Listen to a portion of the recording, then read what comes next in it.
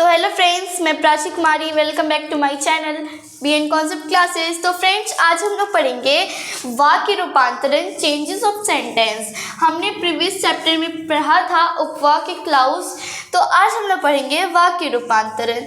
तो क्या है, जब किसी वाक्य को उसके मूल अर्थ को बदले बिना एक प्रकार के वाक्य से दूसरे प्रकार के वाक्य में बदला जाता है तो उसे हम क्या कहते हैं? वाक्य रूपांतरण कहते हैं। अब देखिए ये क्या होता है, जब कोई वाक्य को उसका मूल रूप, मूल अर्थ जो होता है, मूल अर्थ, उसे हम बदले बिना, उसे हम नहीं बदले और बदले बिना हम एक वाक्य से दूसरे वाक्य में उसे परिवर्तन करेंगे तो हम उसको क्या कहेंगे? वाक्य रूपांतरण कहेंगे। तो क्या होता है, किसी भी वाक्य के मूल अर्थ को बदले बिना एक वाक्य से दूसरे वाक्य में परिवर्तन करेंगे तो हम उसे वाक्य रूपांतरण या हम चेंजेस ऑफ सेंटेंस कहेंगे। ठीक है, रचना के आधार पर वाक्य रूपांतरण किया जाता है। और वाक्य रूपांतरण किसके आधार पर किया जाता है? रचना के आधार पर, फॉर्मेशन के आधार पर। ठीक है, अब पहले हम लोग जानेंगे सरल वाक्यों का संयुक्त वाक्यों में रूपांतरण। हम लोग पहले हमने सरल वाक्य और संयुक्त वाक्य प्रीवियस चैप्टर में पढ़ा था, पार्ट 1 में। तो आज हम लोग सरल वाक्य को संयुक्त वाक्य में चेंज करेंगे, रूपांतरण करेंगे। तो क्या है, पहले हम लोग सरल वाक्य जान लेते हैं जिसमें केवल एक ही क्रिया और एक ही विचार होता है, हम उसे क्या कहते हैं? सरल वाक्य कहते हैं। ठीक है, अब है संयुक्त वाक्य, जिसमें दो या दो से अधिक स्वतंत्र उपवाक्य होते हैं जो संयोजन शब्दों और लेकिन, क्योंकि, अथवा ये सब से जुड़े होते हैं। अब देखिए, दो या दो से, मान के चलिए दो है, दो या दो से अधिक स्वतंत्र उपवाक्य, अधिक स्वतंत्र क्लाउज होता है, वो कंजक्शन से जुड़े होते हैं, जैसे और, लेकिन, क्योंकि, अथवा, तो हम उसे क्या कहते हैं? संयुक्त वाक्य कहते हैं। अब देखिए, हम रूपांतरण करते हैं एग्जाम्पल में, जैसे कि सरल वाक्य, वह पढ़ाई करता है, वह खेलता भी है। यहाँ पे एक सेंटेंस ये हो गया और एक सेंटेंस ये हो गया। अब संयुक्त वाक्य में कैसे चेंज करेंगे इसको? तो यहाँ पे वह पढ़ाई करता है और यहाँ पे और लग गया तो खेलता भी है। तो देखिए, तो यहाँ पे जो है दो जो सेंटेंस है वो जुड़ गया, किसके द्वारा? कंजक्शन के द्वारा। ठीक है, अब है सरल वाक्य से मिश्र वाक्य में परिवर्तन। हम सरल वाक्य से मिश्र वाक्य में परिवर्तन कैसे करेंगे? तो पहले हम लोग जानेंगे मिश्र वाक्य, तो जिसमें एक मुख्य उपवाक्य और एक या अधिक आश्रित उपवाक्य होते हैं।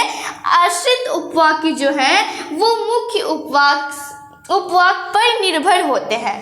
तो देखिए, इसमें क्या होता है कि जिसमें एक ही मुख्य उपवाक्य हो, मतलब प्रिंसिपल क्लाउज हो, और एक या अधिक, मतलब एक या दो, तीन, जो एक से अधिक आश्रित उपवाक्य हो, सबऑर्डिनेट क्लाउज हो, तो वहाँ पे क्या होता है? आश्रित उपवाक्य जो है प्रिंसिपल क्लाउज पे निर्भर करता है, तो हम उसे मिश्र वाक्य कहते हैं। तो अब हम लोग एग्जाम्पल जान लेते हैं। तो एग्जाम्पल क्या है, पहले हम लोग सरल वाक्य जानेंगे, उसकी मेहनत से वह सफल हुआ। तो यहाँ पे मिश्र वाक्य में कैसे चेंज करेंगे?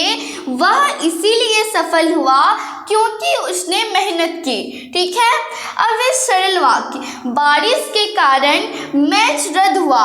तो यहाँ पे मिश्र वाक्य क्या बनेगा? मैच रद्द हो गया क्योंकि बारिश हो रही थी। तो एक और चीज हम लोग जानेंगे, यहाँ पे आश्रित उपवाक्य कौन है और मुख्य उपवाक्य कौन सा है। तो देखिए फ्रेंड्स, क्या है, देखिए, मैच रद्द हो गया क्योंकि बारिश हो रही थी। तो पहले बारिश होगी, फिर मैच रद्द हुआ हुआ होगा, तो ये हमारा हो जाएगा मुख्य उपवाक्य और ये हमारा हो जाएगा आश्रित उपवाक्य। हमने अभी पढ़ा था मिश्र वाक्य में कि आश्रित उपवाक्य जो होता है मुख्य उपवाक्य पे निर्भर होता है, तो इसीलिए मुख्य उपवाक्य जो है बारिश हुई फिर मैच रद्द हुई, तो यहाँ पे ये हो गया। अब ये सरल वाक्य क्या है, वह समय पर आया मैंने उसे देखा, तो पहले हम संयुक्त वाक्य में इसे बदलेंगे तो क्या हो जाएगा, वह समय पर आया और मैंने उसे देखा। तो यहाँ पे जो आश्रित उपवाक्य कौन सा है और मुख्य उपवाक्य कौन सा है जान लेते हैं। देखिए, वह समय पर आया मैंने उसे देखा, तो यहाँ पे जो है वह समय पर आया ये हमारा हो जाएगा मुख्य उपवाक्य और मैंने उसे देखा ये हमारा हो जाएगा आश्रित उपवाक्य। वैसे ही मिश्र उपवाक्य क्या है, जब वह समय पर आया तब मैंने उसे देखा, तो यहाँ पे वही हो जाएगा। तो ये हमारा जब वह समय पर आया तो ये हमारा मुख्य उपवाक्य और तब मैंने देखा तो ये हमारा आश्रित उपवाक्य। अब ये सरल उपवाक्य क्या है, सूरज उगता है प्रकाश फैलता है, तो संयुक्त वाक्य क्या हो जाएगा, सूरज उगता है और प्रकाश फैलता है। तो यहाँ पे सूरज उगता है, पहले सूरज उगता है फिर प्रकाश फैलता है, तो यहाँ पे सूरज उगता है ये हमारा हो जाएगा मुख्य उपवाक्य और प्रकाश फैलता है ये हमारा हो जाएगा आश्रित उपवाक्य। मिश्र उपवाक्य, जैसे ही सूरज उगता है वैसे ही प्रकाश फैलता है, तो ये हमारा मुख्य उपवाक्य और ये हमारा आश्रित उपवाक्य।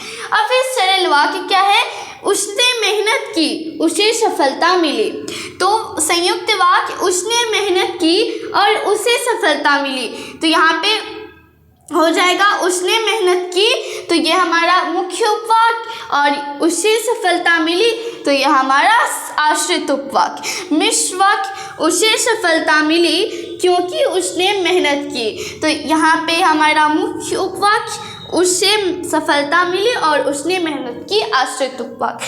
तो फ्रेंड्स, तो हम लोग यहीं पे ये वीडियो एंड करते हैं। तो फ्रेंड्स, आप सभी को ये वीडियो अच्छा लगा होगा तो लाइक एंड सब्सक्राइब जरूर कीजिएगा और हमारे जो है पेज को ज़रूर फॉलो करिएगा और हमारे चैनल को ज़रूर सब्सक्राइब करिएगा। Thank you.